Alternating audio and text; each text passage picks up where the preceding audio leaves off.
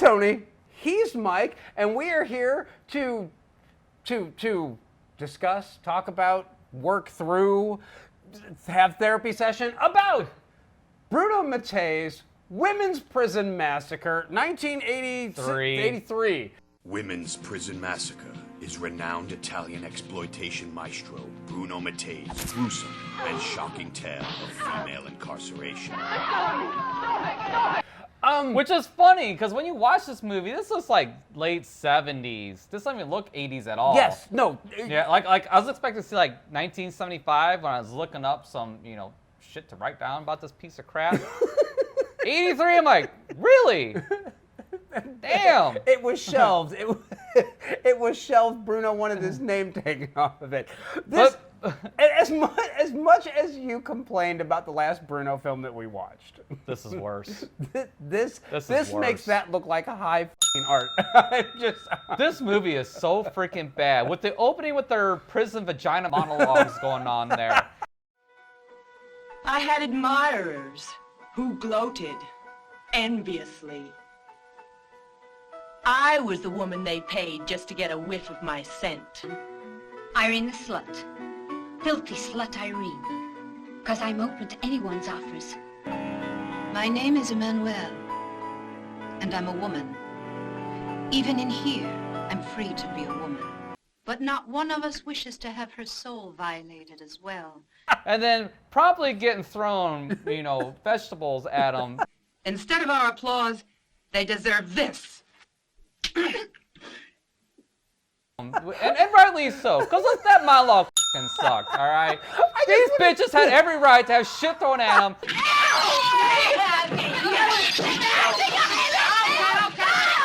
Be abused. I told you to lay down. Didn't you listen to the order?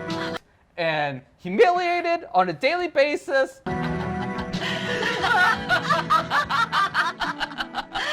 I wholeheartedly agree with all that shit. Now, I don't know what their fascination was with that crazy bitch with the blonde hair. How should I know? The wig. Yeah, the wig. The bad wig, too. I don't get, was there even a story behind the wig? I know that she pulled off her head, but then she put it back on. It's like, whatever. And what was there even explanation for the connection of the? She didn't even have short hair. She had a wig cap on underneath there, but like she had like an in with the officers, but don't ever explain that either because they always took her side on shit. But I've come here to finish your career.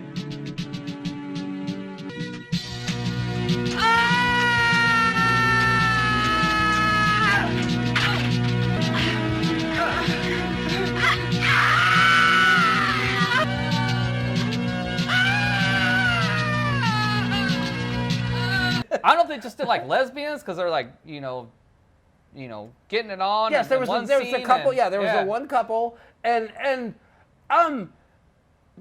this movie is just it's weird. It's trying to follow the tropes of the whole women's prison exploitation genre of films, and it doesn't even check the boxes as far as that goes. And then to top it all off, it's like, you're right, the big bad, the female prisoner that is in with the guards and all that, and the guards themselves.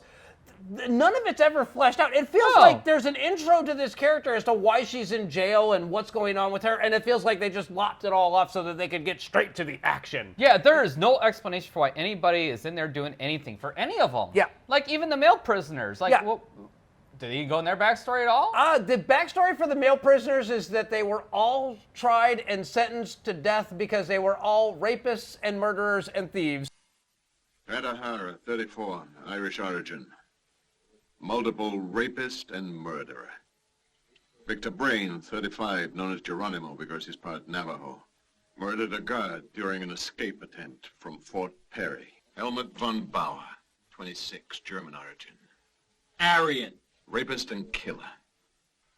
Howard Henderson, known as Crazy Boy in the headlines, where he has frequently figured. An unpredictable, dangerous criminal with a list of crimes to his credit that include rape, robbery, and murder. I try to do my best. And they were being transferred to a prison, and then somehow someone had set up this whole thing where they were going to get them out, bust them out, and they had people dressed up as cops, and the guards that were transferring them caught on to it. Well, can we proceed now? Put your foot on the accelerator. Sergeant O'Brien's not on patrol anyway. He was murdered by terrorists 2 years ago. And only one of them managed to survive, and he managed to actually wrangle the prisoners to the women's prison. And naturally, that's the best place to take the cuffs off of everybody. And then, and then they get a hold of the warden and some of the guards.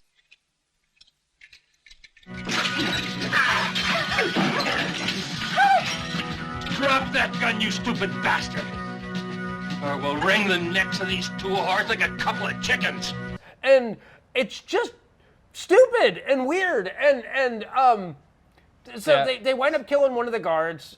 They basically wind up talking the prison guard into giving up his gun. So naturally they go on a spree in the women's prison where they're either voluntarily or involuntarily having sex with either, inmates or guards or wardens or whatnot. Right. And then from there, it's just dumb.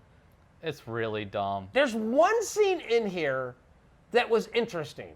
And the one scene in here that was interesting was when they forced the main character, Emmanuel, and the bad female prisoner who had fallen for one of the bads, one of the bad male characters, one of the bad prisoners, forced them to play Russian roulette. Go ahead.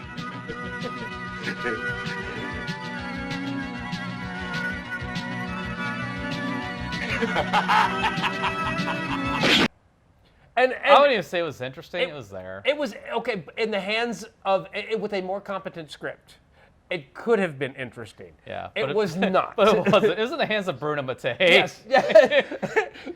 which Bruno Mattei is known for a handful of things. Yes. Scorched Earth.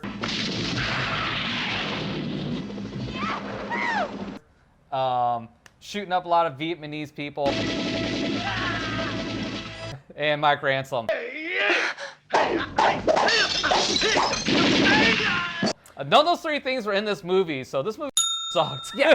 Well, here's the other thing, too. He has this thing, and I've noticed, here's a trope that we can add to the list. Whenever a character is supposed to be crazy, they have to make weird noises every moment that they're on screen all the time. Yes.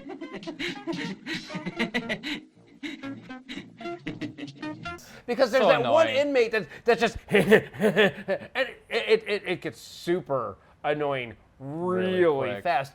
And the character that's supposed to be like the male prisoner that is the smart one, the leader of the pack, so to speak, he's stupid. I mean, just genuinely stupid.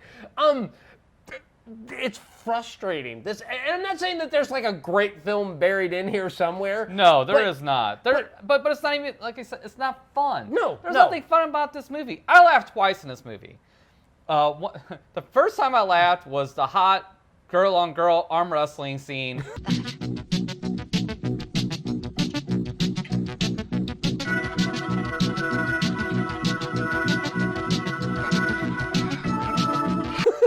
and then the almost the very end, where there's the foot chase where the main prisoner is trying to run away, and you got the guard trying to go after him, and then Manuel running after him, and they're both so pathetic looking when they're running. Let's throw the clip right here.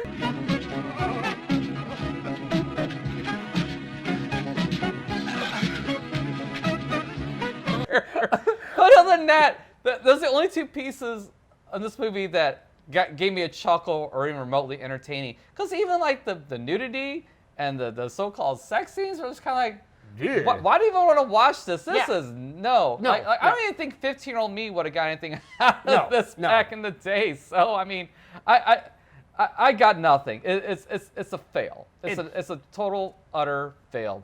Bruno, Mike Ransom, Scorched Earth.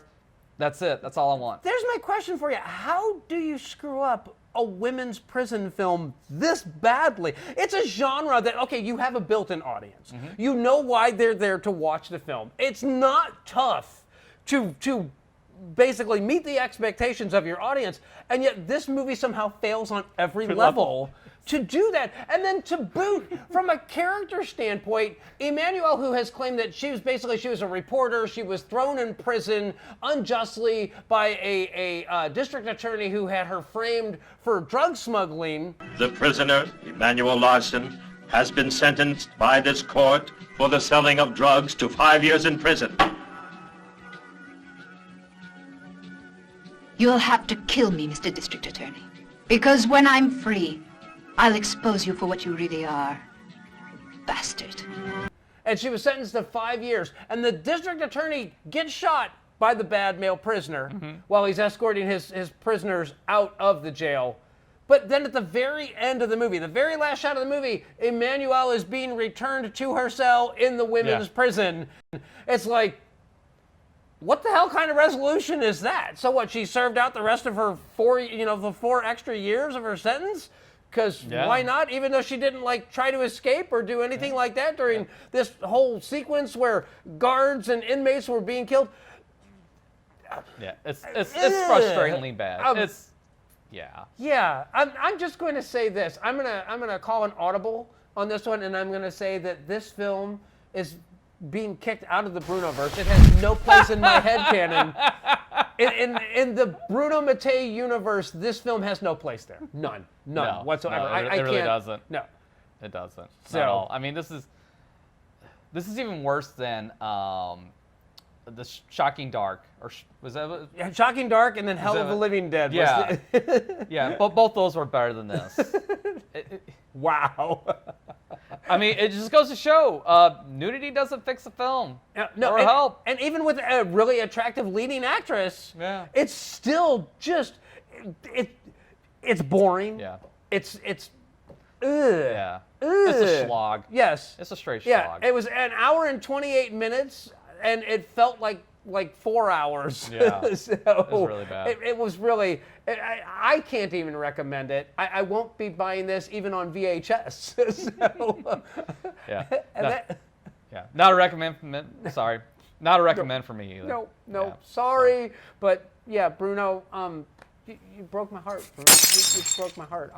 We're gonna have to work on this one in counseling. That's all I got, man. I'm done talking about this movie. I don't ever care if I ever see it or talk about it ever again. If anybody ever asks me about it, I'm just going to go, yeah, it sucked, and then I'm going to move on. Yep, same here.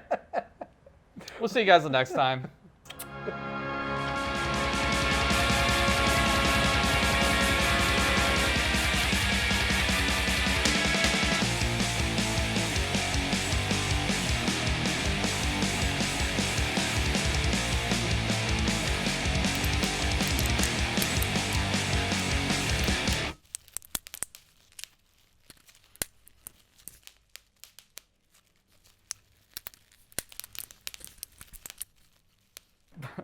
Bruno Mattei did us dirty again. Women's Prison Massacre, 1983 exploitation.